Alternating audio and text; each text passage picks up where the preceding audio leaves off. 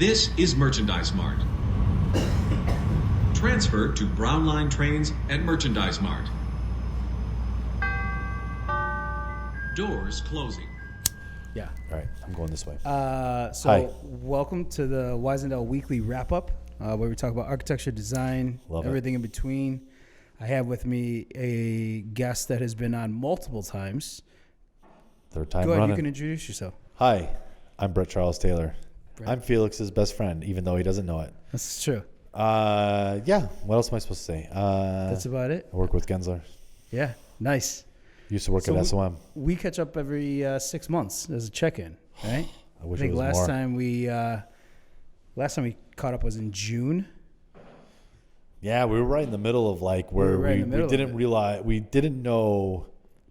We just came out of lockdown, I think. Yeah, we just came out of lockdown. We're trying to figure out like, what did this all really mean? Yeah, for we us were all? talking about the COVID Olympics. Love it. I still believe in it. It's still happening, right? I don't think anybody won though. I think everybody's still running that race. I think what they told everybody was like, hey, no, this is going to be like, it's going to be like a 4x100. And they're like, no, just kidding. Have you ever heard of the ultra marathon? Right. That's what you signed up for. So thanks for joining the Olympics. We just changed the event. Have you seen any good presentations in the past year, the end of the year last year? No. I mean, here's how gather your thoughts. No, here's how I've had a lot of time alone by myself in lockdown, safely saving the world.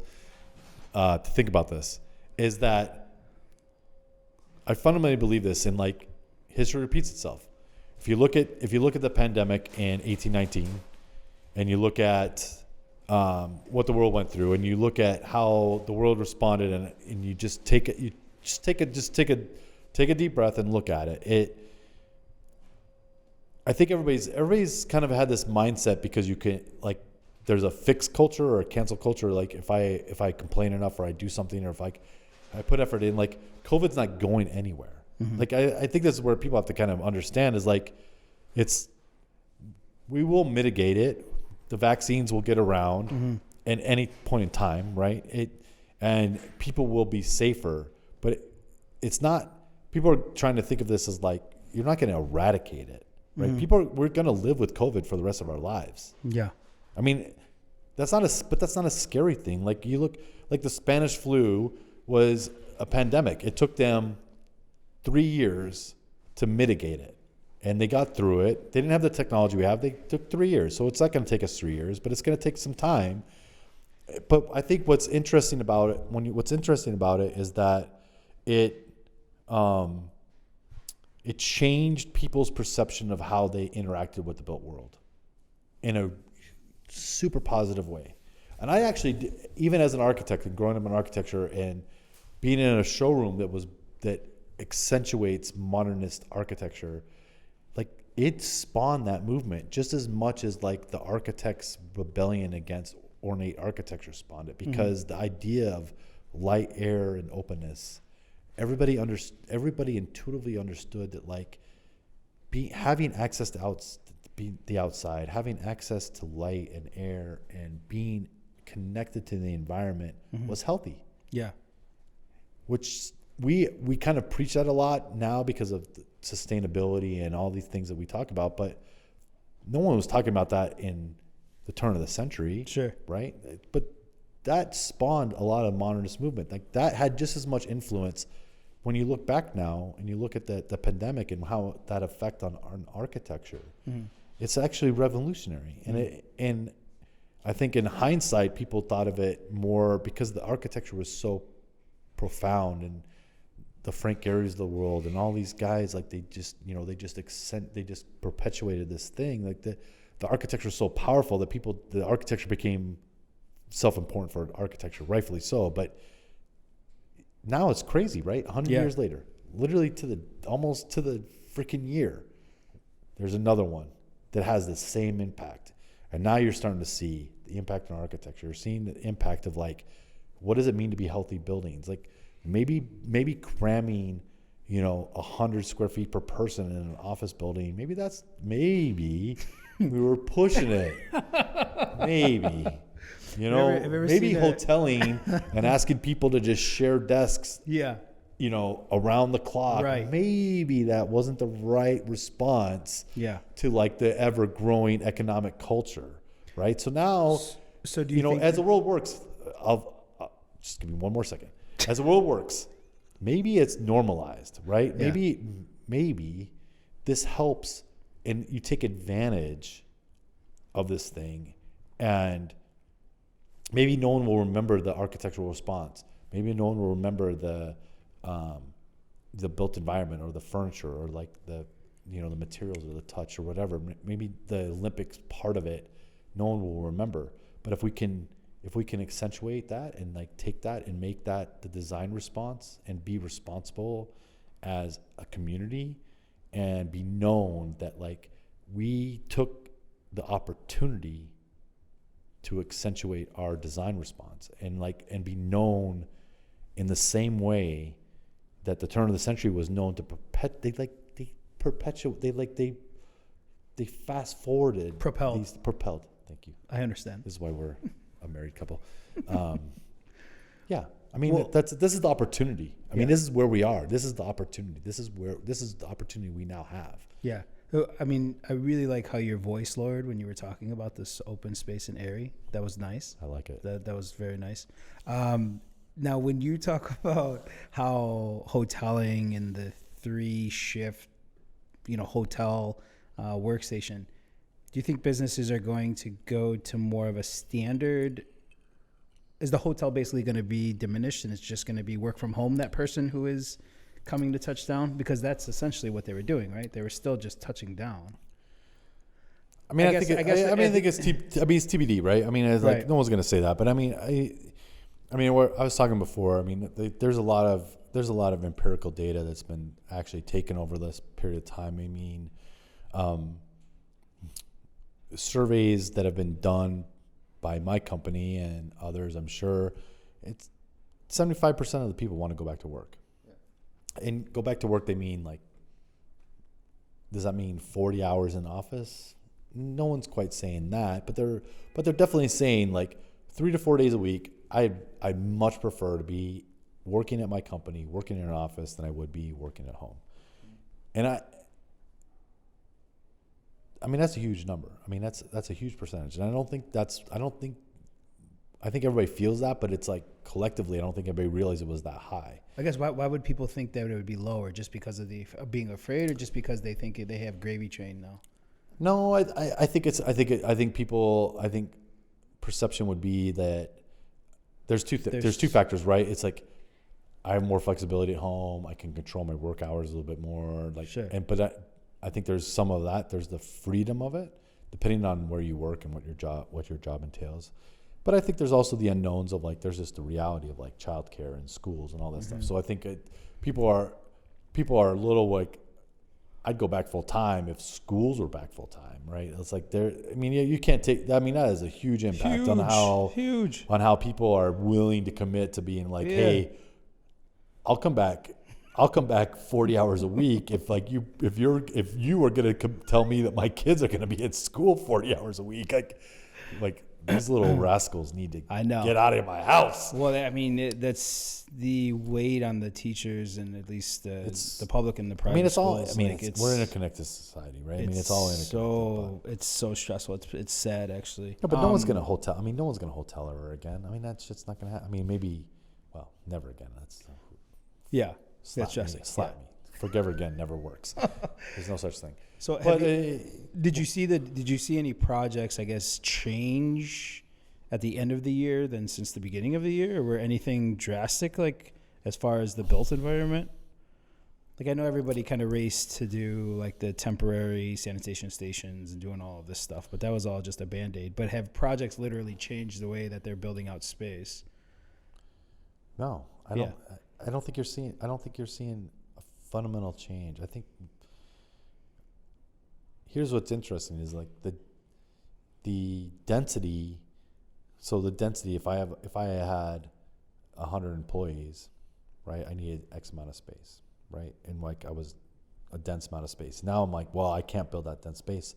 But the reality is now it's like 75%. It's only 75% of that 100 employees are ever going to be in the office at one time. So I can use the same amount of. I need the same amount of space because I need to give everybody a little more breathing room. So like from our industry, like the metrics literally don't change at all. Right. Like I mean, literally fundamentally they don't change. It's like operationally the companies have to figure out like how. Yeah. I'm never going to have 100% of my employees ever again. Yeah. Literally, God, I still use it ever again. I'll stop doing that, I promise. It's okay. You're grandiose. They will most likely never be in the same office again. Yeah. At the same time. It's just not going to happen. I mean, it's not going to happen anytime soon. So there was all these things of like, are people going to need more space or less space? Because it's like, at one point, everybody's like, everybody's going to need more space because I have to expand because I need all this space for the same number of employees. Like I'm not cramming anybody in at 130 square feet a person. Sure. I think But now everybody realizes like, it's just, I'm never going to have 100% of my people in the office at the same time. Well, I think HR has a bigger voice now. I mean, in operations. Yeah. No, because HR and operations for sure have a bigger voice. Now they have a bigger seat at the table because now it's like, okay, now we have to have this work-life balance. And, it's not, I don't know. I just feel like in my experience, it was always about, okay, how many people can we fit in here? How many people this and this and that? Yeah. Whereas now it's like your business is operationally fundamentally changed. Obviously, culture is going to be hard to stick with it. Like, because culture is definitely going to take a hit for people who have weak cultures. They think they have strong cultures. They have weak cultures because the employees aren't in the office. Yeah. You know what I mean? But, for all those people who do need space, we are in the Howe showroom, and we have the 44 chair that stacks 44 high, not past 4 foot high. No, 44 and 4 feet. This is 80, not recommended. But if you want to click on the link below, we are going to test how high can you stack a chair before you actually hurt yourself. So, in all actuality, stay tuned after for Kristen giving us a explanation about what products you're seeing in the scene here too from Howe. So, have you heard of the Great Reset? By the way, like this is called the Great Reset. Is what's happening? No, actually, no. But are you now I'm super intrigued. No, I heard it once and it kind of clicked. Is it Control Alt Delete? Yes, pretty much. Like Control Alt Delete. It's just the Great Reset. Like everything, reset. Like world was getting out of control and everything. Maybe I've been cooped up in the house too much and now I'm starting to believe this shit. But I heard it. I thought it was interesting. I think it's definitely interesting. I mean, history repeats itself. I mean, there's this fundamental idea that like we think we can control our environment. Yeah. I mean, humans, since we've evolved in these brains of like kidding ourselves that like we have some measure of control of the big picture. We're always like the world. You want to call it Mother Nature, the universe, the grand particle, God, whatever it is. Like, it equalizes itself. I mean, if anybody can agree on anything, like, balance is like a fundamental nature, right? Balance in anything. People talk about work-life balance. People talk about balance in like a relationship. People talk, there's just straight up fucking balance between things that weigh the same. Mm-hmm. I mean, you think, it's like hunters use this as a excuse to like hunt deer because they're like, well, if we don't hunt them, balance, like the balance, like I'm helping to balance like the population, like everybody. I mean, fundamentally, like if like things get out of balance, this is the only thing about the universe I agree. I fundamentally believe is like the universe finds a way to just get back into balance.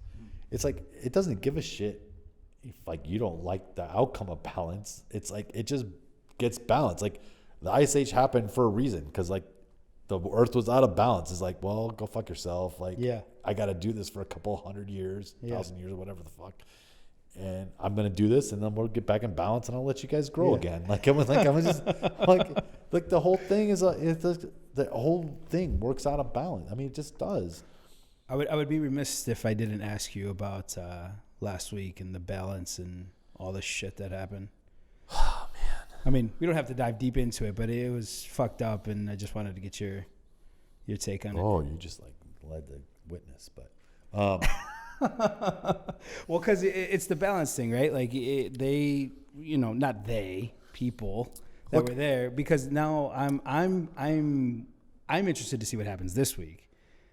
Nothing's gonna happen this week because now everybody's like, it's well, now there's like howitzers on the like steps of the Capitol, but right. A little bit too late, but yeah. Somewhat, I'm gonna couch this somewhat for the sake of argument. Sure. I've had this argument with other people. So I'm going to start this for those that don't know me. I was in the military for 10 years. I have a lot of military friends. I have a lot of friends that are hard right because the military just somehow, at least in recent times, has just born you to be somewhat Republican, right? It's like military might, like, U.S. is right, like they're extending thing of like we follow orders, we follow the leaders, we trust unequivocally in that ideology, right or wrong. That's just how it is. And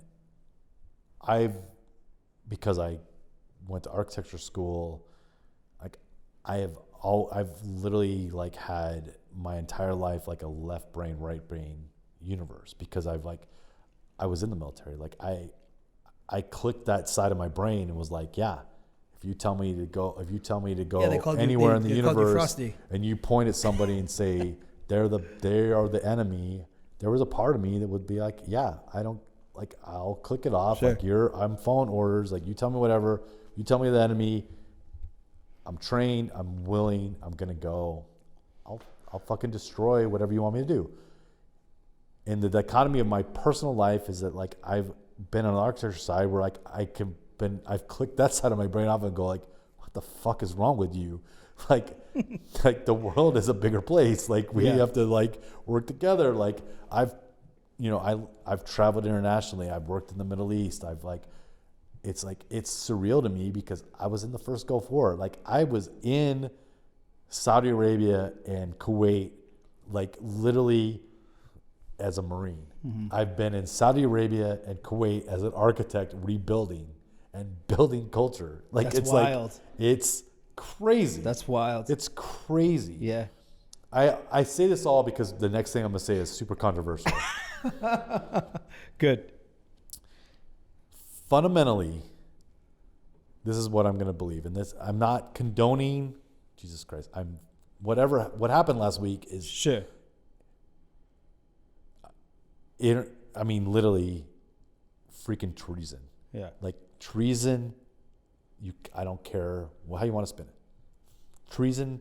It's people call it insurrection. People want it like insurrection's even a lesser word. It's literally treason. Yeah. Like literally people would be hung for treason. Absolutely. People are hung for treason. That is literally how the US and how any government, there's not a form of government in the universe that's ever been done. If you are treasonous against that form of government, they hang you.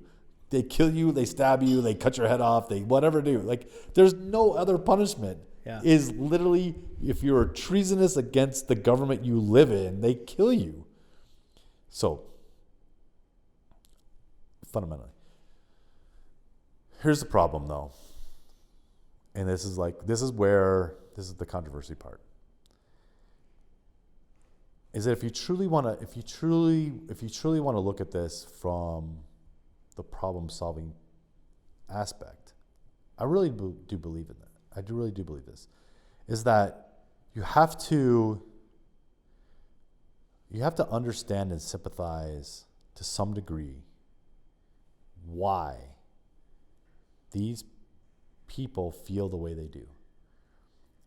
You just cannot vilify it, 100% vilify it. You just can't, because it's like there's too many people that feel that way for it to be unrecognized. I'm not saying that. Look, I feel like I'm just going to get in political trouble. I'm not saying that everybody else doesn't have their own issues. I'm not asking you. There's a million issues. But if you just want to focus on this one, I'm just focused on this one. Is that I don't fundamentally feel that anybody really is diving in to figure out and feel like what is the motivation and driver? What is the real fear that's driving it? What's the fear that drives the anger? Yeah. Like, and how do you quell that? How do you quell the fear of that anger and that how do you find the warm blanket that makes them feel like they're heard, that makes them feel like that they understand, like, I mean, it's like there is a part of it that is alienating a huge group of people in the United States. And it's like their reaction is evil and irreprehensible, but you have to dive in and fix it, right? Mm-hmm. I mean, you have to figure out like what drove all these things. Like, what is the core of it? I mean, you don't hear those conversations. You just don't hear the conversations of like, why? Sure. Like, why are people so angry? Like, what do they feel? What is the fear? Like, what is really the fear? Like, I think everybody just says it's irrational fear. It's irrational. It's either evil, it's angry. It's like, there's no, like, you shouldn't be that way, right? Okay. Like if you have an irrational issue, right? You're with a boyfriend for 3 years and he breaks up with you and you're like irrationally angry. Like, everybody's like, well, he's an asshole. Like, you shouldn't feel this way.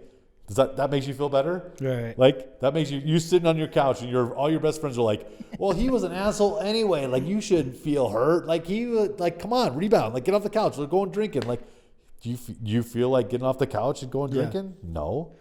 Like, you're hurt. Like, until you understand like what that person or what that thing meant for that person, like, you're not gonna fix a person just by wording them out of it, like, sure, emotioning them out of it. So yeah. And no one wants to talk about that. But it's like, but like, you have to think about this. Like, you have to really. I mean, I think there's a point in time where the country has to kind of like figure out, like, they have to really figure out like where the needs and fears and aspirations of all of this melting pot we really are, mm-hmm. and not have the perception that any one group is better than the other or any one group is oppressed more than the other.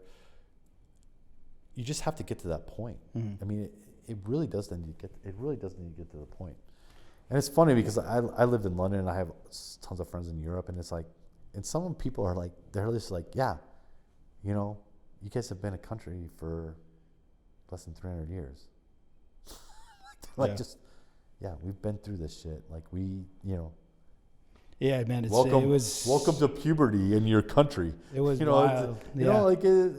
There's some point of it too. I mean, it sucks in the microcosm, but in the big picture of it all, it's like, yeah, it was wild seeing it, man. I mean, even if you take it down, if you boil it down too, right? Like, it wasn't the Michigan, like them storming Michigan. It was like literally the Capitol. That's what fucking astounded me.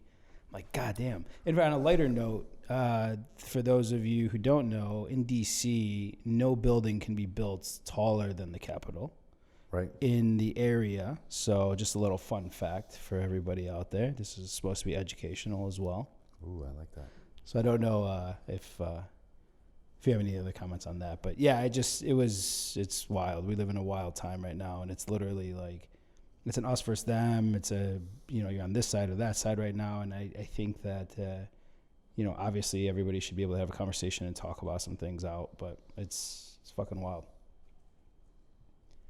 What do you think after the new year? Do you think this year it'll change as far as like developments and architecture and as well as like public space? No, I feel like, I mean, I already feel, I mean, we're only a couple weeks into this thing, and I mean, I feel like there's a ton of optimism. I mean, specifically in our, you know, in just developments, and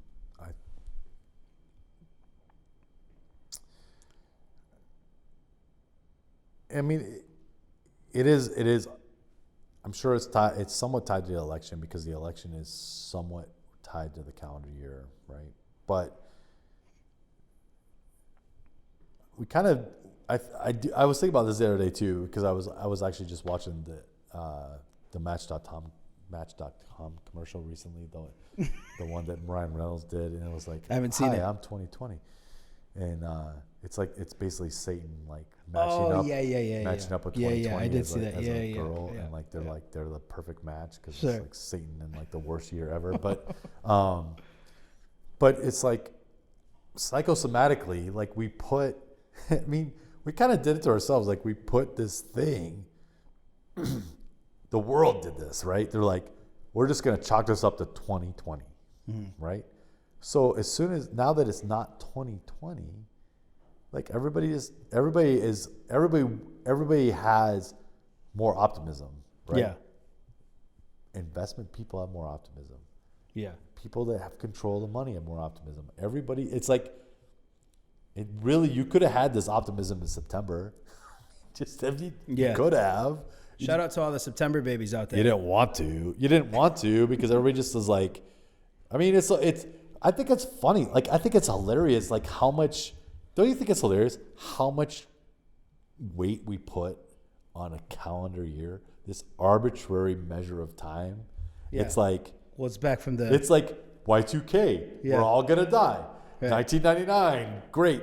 2000, you might as well be in a bunker because you're gonna be dead. I bought into it because I spent a week in Vegas getting drunk because I was like, hey, if there's any place that's safe, everybody loves Vegas. No one's fucking blowing up Vegas. Vegas will figure it out. So I was like, this is the safe.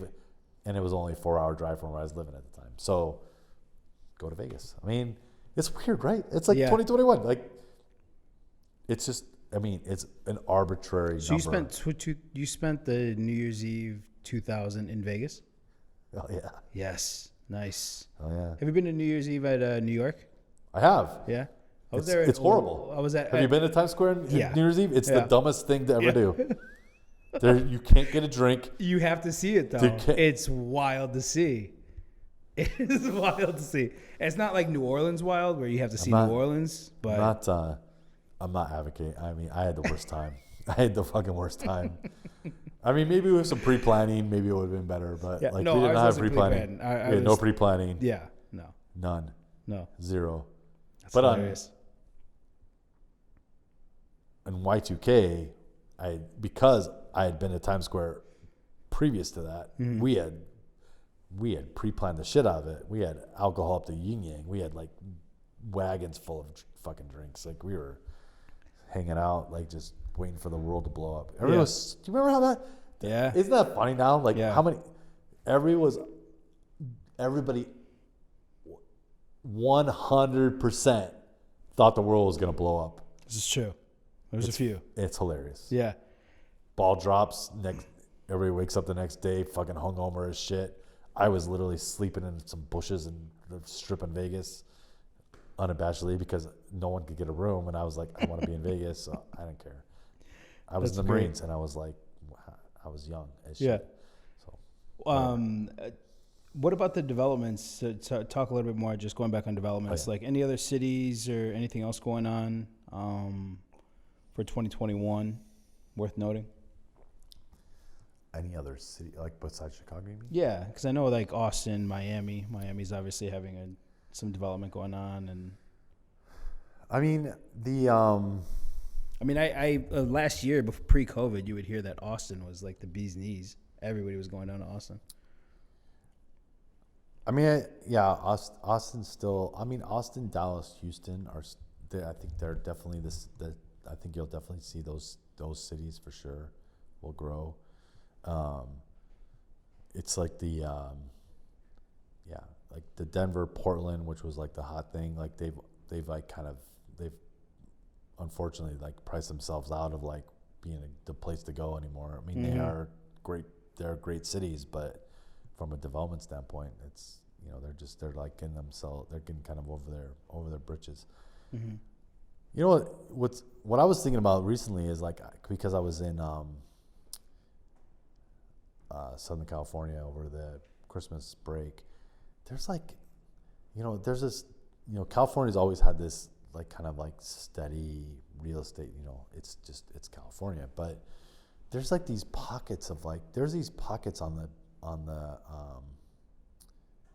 beach of like California that like kind of like these little unknown places. Like they really are. I mean, California is such a big place. I think people lose track of like how big that fucking state really is. Yeah. I mean, someone smarter than me will know like the California GDP is like somewhere, and the world GDP is like 20 or something. I mean, yeah, whatever. It's like it's a ridiculous high number. There's like these crazy places that are like. Oh yeah, shout out Portland too back there. So I mentioned Portland. I did mention Portland. You didn't I? You did. Yeah. Portland's awesome. Yes. Rose Garden. Trailblazers. Yeah, my first love. She left me to live in Portland. Really? So she picked Portland over me. That's how great Portland is. Yes. Yeah, no, the whole West Coast. I mean, the whole West Coast and development is. I'm such a West Coast guy. I mean, I was born in California, so I'm probably like my DNA probably just like goes Pacific, but like the Atlantic Ocean is fucking sucks. Yeah, it's shit. It's the total oysters shit. are pretty good though. I don't care from top to bottom. That's a shit ocean. The Pacific the oysters Ocean are very good. East look, Coast oysters are pretty good. Sorry. Let everybody know, East Coast. Fine. Get a little bit of, little rosé, little. Look, I will not dispute the tasty little wildlife. I thought that's. But from a human interacting with a space like the Atlantic Ocean is like. Yeah. I'd rather it's like being on your uncle's above ground pool that like just let it sitting for like 3 years. And he's like, hey, do you want to go swimming? You're now like, it's an underground pool. I better. Yeah, I had an the Pacific pool. Ocean's magical. Oh yeah, it's magical. Yeah, for sure. I don't know why we got there. How the hell did we get there? Portland building development. Blah blah blah. Yeah. Pacific Ocean's great. Pacific Ocean. Shout out. Yeah, awesome. Shout out. Well, yeah, man. I think I know that again. Every 6 months we catch up. The Olympics were interesting. We were talking about how a lot of different firms or a lot of different companies, whether it was real estate or firm wise, trying to come out with different statistics or different reports. I was on a BizNow presentation, I believe, this week, and they were talking about outlook. Of course, everybody has a positive outlook of what's going on, and I think it's interesting to hear, right? It's interesting to see. But I think who's going to make the move, right? You look at big, real corporations like the NFL who just powered through it. NCAA football tried to power through it. I mean, Ohio State and Alabama, not too sure why Ohio State was in there, but, whatever. And then you have the the NFL going through right now. So, I mean, big things like that, like they're getting their money no matter what, right? So it's interesting to see. Yeah. Because development, if you talk about space, you can't really power through that, right? Because if people are not going to go to work, they're not going to go to work. So do you continue to have that space? Do you continue with that development that you were proposed in building in 2020? Or do you change it? Because not a lot of people are going to be there. The thing that always makes me think about it is how law firms back pre-COVID were taking up less space. They used to take up a lot of space due to their filing, due to all their books they had. Right. And since everything went electronic, their law firms were taking up less space, which I think is super interesting for me. Then that goes into the whole rabbit hole of security and software and all that shit. But I think that, now it's everyday companies are taking up a lot less space. So if your project went on hold, why would you continue to go with that same amount of space if you know fundamentally you're not going to use it the same way? Well, I mean, I actually do. I mean, I actually feel it's about. I actually think from a space allocation, it's a balance. I mean, I do think it's.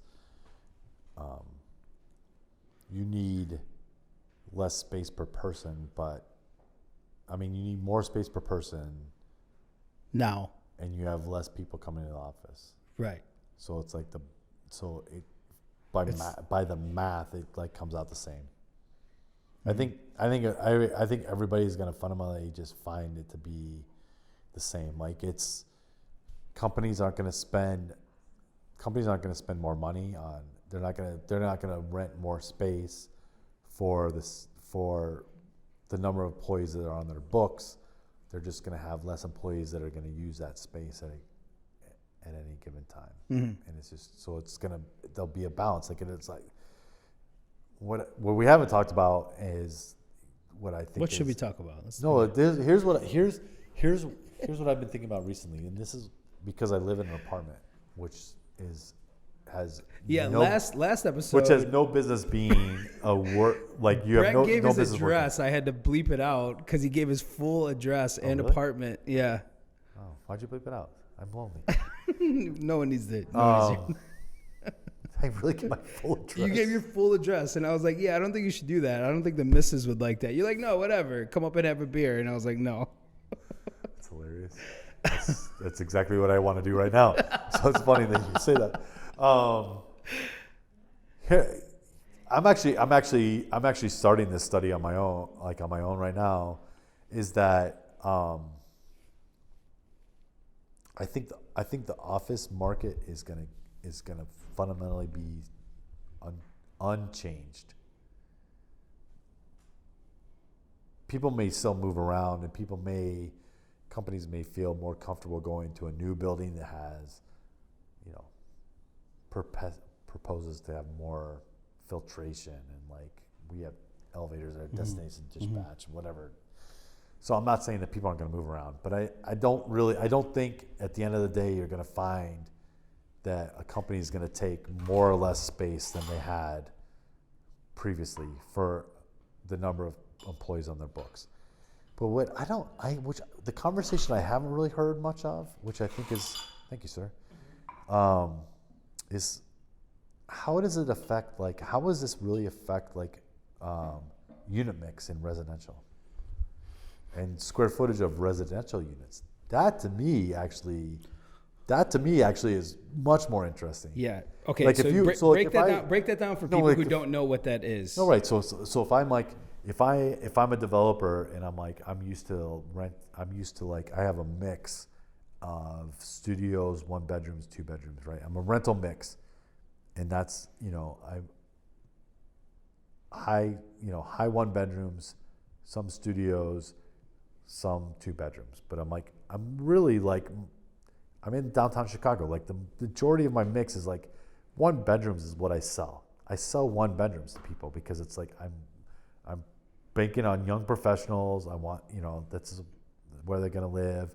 Mm-hmm. Even young married couples are going to they'll take a slightly larger 1 bedroom to where they're going to live. But now with the same metric, right?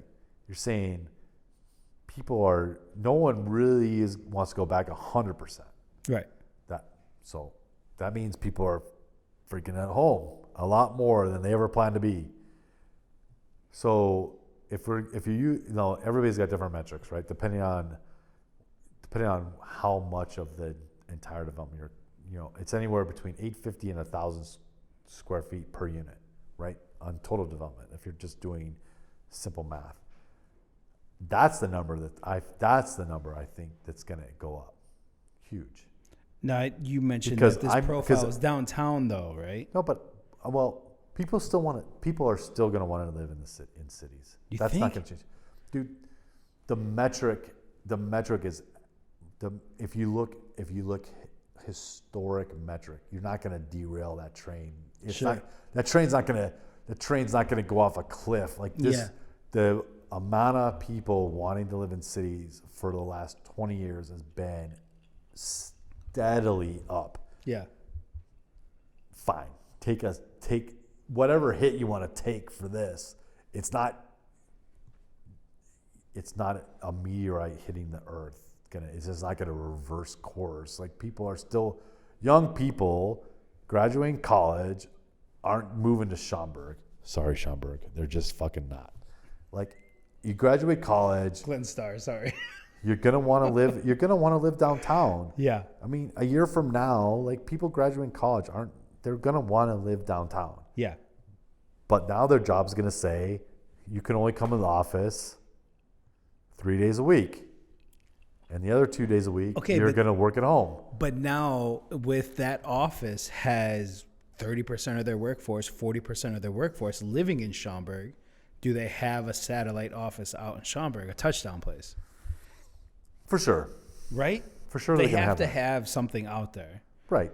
But because the C-suite, the management, everybody who has a family, that young person's not going to live in Schaumburg. No, right. I agree. You're talking about the old fuckers like me that have kids and a dog and need a yard. What happens to the uni mix out there? What happens to the uni mix out in the suburbs? The who? The unit mix out in the suburbs. Now is it going to be expanding too? No. I understand that. I'm saying that the uni mix out in the suburbs is changing as well as downtown because everything is flattening out. No, I don't think so. You don't think so? You think it's all still going to stay downtown? So you were the talking. The unit mix in the suburbs already accommodates all this stuff because, like, if I get a 1-bedroom downtown, I'm getting a 2-bedroom in the suburbs. So it intuitively solves itself. Gotcha. But if I want to live downtown, simple math, if you will. If a 1-bedroom downtown was 900 square feet, yeah, it's now a 1-bedroom downtown is gonna be at 1,000 square feet. Gotcha. Because somewhere in that unit, somewhere in the planning of that unit is gonna be a little nook. It's not gonna be a separate room, but you're gonna plan. The space planning of that unit is gonna include a nook that's not the kitchen, it's not the bedroom, it's not the bathroom, it's a nook that it's either gonna be built in because you're like you want to get someone to rent it. It's a built-in piece of millwork that like lets you have a little place to like a little office, or it's just going to be a nook enough. It's a flex space where you put it on, where you buy a desk and you have a place to go. Sure. It's not gonna. But I mean, I would kill somebody for a nook right now. I mean, literally kill somebody. All I want is a nook. Gotcha. I mean, I don't have a nook. Yeah. My stupid unit layout has no nook. So like, I would gladly pay 100, whatever the uptick is, 100, 200,000. I mean, Jesus Christ. Jesus. Yeah, $200,000 per month. Another 100. What am I trying to say? 2,000 square feet more in rent. Yeah. If I had a unit, all I need is a 1-bedroom. I don't need a 2-bedroom. Yeah. But I need a 1-bedroom plus. Gotcha. That 1-bedroom plus is going to drive residential. If you are, I'm telling you right now, you get on, figure out the unit layout, the most efficient, and call it a 1-bedroom plus. Yeah. Tell them Brett Taylor sent you. Gotcha. Market that unit mix and make it work efficiently, and developers will lose their minds. Gotcha. They will lose their minds. I want to give a shout out to a few. This year on the podcast, we're really trying to highlight some Chicago people as well as other brands that are really doing some things. So shout out to Few Bourbon for keeping this conversation going. In closing, I was going to say we're closing? Are we closing? We're closing. All right, fine. Well, talk to me about 2020. Well, I mean, what do you think? You're talking about developments and the new things. 2021, excuse me. Sorry, yes. 2021, like what you think people are going to be moving towards residential more? I mean, for me, for the young company that we are, it's a lot of multifamily. It's a lot of residential that we have going on right now because commercial is dead. I mean, a lot of people say it's not dead, but I mean, no, commercial's dead. I mean, commercial effectively is dead, but residential for the right now, for the present, I feel like it's dead. Present, yeah. But it'll definitely come back. But again, when those companies come back, I don't see them taking the same square footage. If you have a lease coming up or that went up in 2020 and maybe you got the year extension because you don't know, I don't really see them taking the same amount of square footage. There's a lot of subleases, a lot of things like that nature.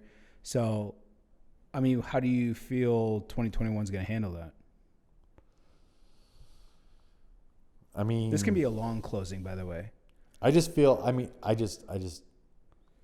to be contrary, I just don't agree. I mean, I think You don't agree on which part? I think the amount of space you need is going to be negligible because you're going to need more space per person and you're just going to have less people in the office. So like how it affects our industry, how it affects our industry and how it affects like, leasable space, like usable space is just not gonna fluctuate that much. I mean, if I just take the microcosm of our own office, like we were dense as shit, and like all the plans that we're doing is like everybody has 6 feet, everybody's gonna have 6 feet. Sure. So like by nature, like our office that could fit 350 people is gonna fit 100 less people. Our company is not, if we need to hire 251, we're not going to not hire that person. We're just like, we know that a certain number of those people. Yeah, but is that person going to be in the office the whole time? No, but like accounting isn't going to be in the office. Like accounting doesn't need, now everybody realizes accounting doesn't need to be in the office. Yeah, so you're saying that you would still take this space that accounting would take? We'd have the same number of space. It'd just be filled with the people that need to have face-to-face interaction. And then now their space would be bigger. IT doesn't need to be in the office. IT was before accounting, IT, HR. All these guys had a desk. Those guys don't need a desk. I mean, they just don't. So those people who are going to be in the office, are you saying they're going to be in 40 hours a week though? They're going to be 40 hours a week then? Yeah. So you don't think that after all of this time from home, they're not going to want to work from home 2 or 3 days out of the week? Want to and get to is two different things. Exactly. No, but no. Look. This is what would be a hard line. Our business relies on coordination and communication. Sure, agreed. And if fundamentally, when it is deemed safe to do that, that will not change. That is the expectation. And if that is not how you want to work, that's cool. Then you can't work. You can't work here. You can't work in this industry. Yeah. I mean, that's fine, but it's not. I mean, our industry is fundamentally about collaboration and coordination and sharing of ideas. And like you can do that to a degree over, everybody's figured it out to a degree, but it's fine. Now we're talking home base. No, but it's fine. But like if you want to be in a collaborative, creative environment, you have to be face to face. Agreed. 100%. Agreed. I was talking more client facing. Now, if you're talking internal industry facing, you have to be collaborative, right? You have to be in the office. It's the same team. It's the same team you're talking about. The client facing, design-oriented team needs to be in the office doing those things. I'm talking about the space for clients, though. Space for clients, do you think they're still going to take all that space? Like what kind of client? Well, we can take law or any... Law firms are going to be 100% in the office. HR. The law firm HR? Law firm HR. They're going to be 100% in the office because lawyers just... They have to be there. They have to be there. Yeah. So you're saying that every industry, I mean, I can't think of the industry off the top of my head, but you think every industry has to be in the office? I mean, everybody 100%. I mean, no. Like financial services, like no. Yeah. Like insurance, no. And They're all independent. They're all independent guys anyway.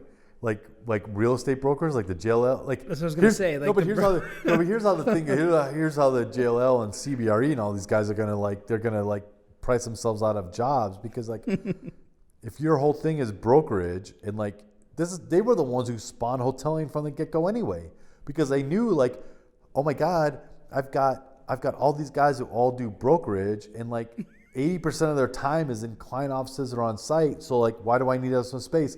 They're the ones who fucked it up from the get-go anyway. So fuck you, JLL and CBRE. Said it. No, I'm just kidding. I love you guys. Yeah, I think it's but it's like the industries, the sales and brokerage and people that are meeting with clients that they're independent contractors in essence, right? Like the brokerage guys and like the sales guys, they may work on bigger teams and they may work for bigger companies, but their performance is individually based. So like they don't actually need they're not collaborating. So you're saying they don't need to be in the office, is what you're saying. If you and me are both trying to sell these, by the way. These are the 44 chairs. Oh my God, come over here. These are the 44 chairs. It's locked. We're getting off the rail here. No, we're getting off the rail. We are getting off the rail here. Getting very off the rail. If you are selling this chair, like I'm going to sleep with tonight, then you don't need another person to help you. Like, what are you collaborating with? Like, I'm selling chairs, you're selling chairs. Like, we're selling chairs against each other. Brett, I was telling you that those people don't need to be in the office. Right, I'm saying they don't need to be in the office. Right. The chair guys don't need to be in the office. Correct. But the architects need to be in the office. Correct. I'm talking about this, by the way, is a 4x4 stack. Correct. 44 high, not above 4. Powder coated. What I learned, sled leg, not a four leg. Sled. Correct. So technically you could use this on Alpine Valley. It's true. And you could see how far you can take it. Correct. Well, on that note, I want to say thank you. It's a hex head too. I want to say thank you to Brett coming on over. 6 month check-in. If I offended anybody, it was all for jokes. Oh, listen, no offense. I love JLL and CBRE. I feel like that's going to come back to me somehow. No, that won't. Love you guys. And if you guys want to rebuke anyone from JLL and CBRE, you're more than welcome to come on the Wisendale podcast. But yeah, man, thank you for catching up, man. Thank you for having me. Being a supporter for everything that we're doing over here. Truly appreciate it. I feel like it was more serious than fun tonight. Yeah, I mean, me going down the political route really kind of killed the buzz, but it just has to be talked about. There's no way that you cannot talk about it, right? There's no way you cannot talk about it. So, any 2021 watch The Simpsons. They are time travelers. Oh my God. 2021 goal. Anything when we catch up with you at June on the podcast? Anything 2021 goal. Here's my 21. I do have a goal. Thank you for asking. I am writing a book. Are you really? And is it a comic? Is it a... No, I'm not joking. No, is it a comic? No, it's not. Well, people may see it that way. So the... I'm calling it... I haven't got a great title, but I'm calling it The Unauthorized Biography of the Architect Spy. As city Spy crawls across the ground. No, because... Yeah. See? Exactly. Yeah. I've been accused of being a spy for like my entire career. Dope. Because I've had some shady dealings with shady people. And so I felt like I could tell this, like, I could write this book that's like based on my life, but like not. And like just perpetuate this myth.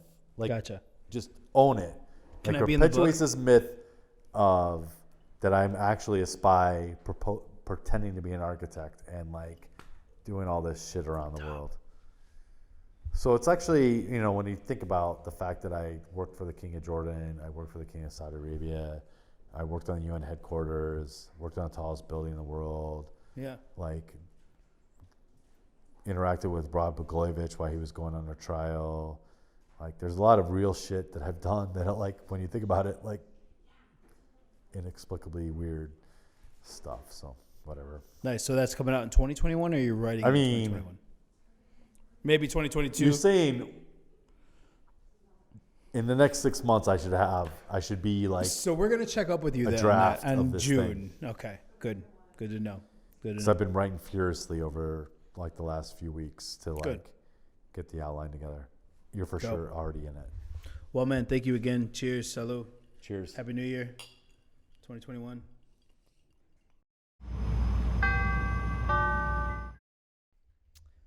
So thank you, everybody, for checking out the podcast today. What we wanted to do is sit down and give you a little bit of background on the products that you're seeing and seeing. So with me right now, I have the rep of Howe. Go ahead, you can introduce yourself. Yes, thanks, Felix. It's nice to have you and everyone here today. I'm Kristen, and I started my multi-line rep group back in February of 2020. It's called Spec'd. I started out with my first manufacturing partner, which is Chiliwich, is woven flooring and textiles. And then I partnered with Howe, and I've been really excited working with Howe. I also have Frovi, which is a ancillary soft seating line specializing in furniture for social spaces. And I followed up the year with partnering with Pair, a workplace manufacturer that does desking systems and conference tables. So very cool. Very excited to have the furniture manufacturing partners that I have, and as well as the textile manufacturing Chiliwich. So yeah. So yeah, I'm happy to have you guys here in the Howe showroom today. Yeah, congrats on everything in the past year. I know it's been huge. You said you're the 1 year of the business is when? Yeah, so my Spec'd 1 year birthday is February 20th. Perfect. Yeah. Yeah, congrats. So it was fun to do the launch last year at 2/20/2020. That's great. Yes, I love numbers and words. So. So tell us a little bit more about what we're seeing here. Yeah, so the history of Howe is pretty incredible. It's grounded here in the U.S. in the early 1920s. It was started in Connecticut. They have a fun slogan that said, "If it flips and folds, ask how."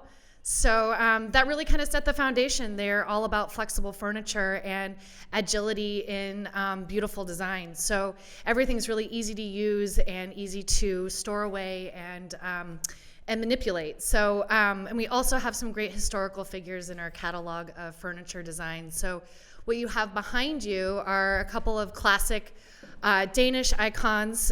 We've got the tongue chair, which is in all black, and the Mukengard, or also known as the mosquito chair, both designed by Arne Jacobsen. The tongue chair has a companion desk, and it was actually designed for the Mukengard School of Design. And then the chair, the mosquito chair, is just a fun, playful chair. It's got a companion bar stool.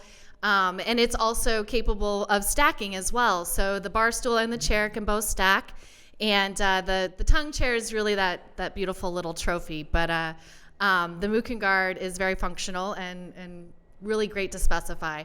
We can do a bunch of different materials and finishes, as you can see with the wood and the fabric.